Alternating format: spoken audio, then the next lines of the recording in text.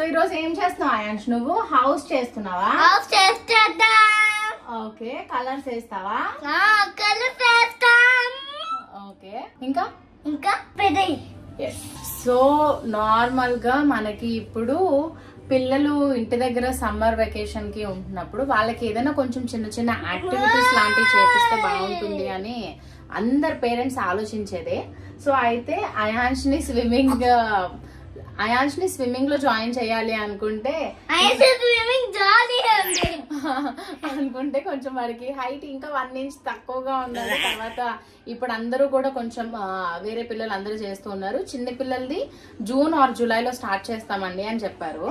అందుకని ఈ లోపు అయాన్ష్ కి కొంచెం డిఫరెంట్ గా ఏం యాక్టివిటీస్ చేయించాలి ఏంటి అని అనుకుంటున్నప్పుడు నీట్ గా పెయింటింగ్ లాంటివి ఇవి అయితే బాగుంటుంది అని అనిపించింది. So let's go for shopping.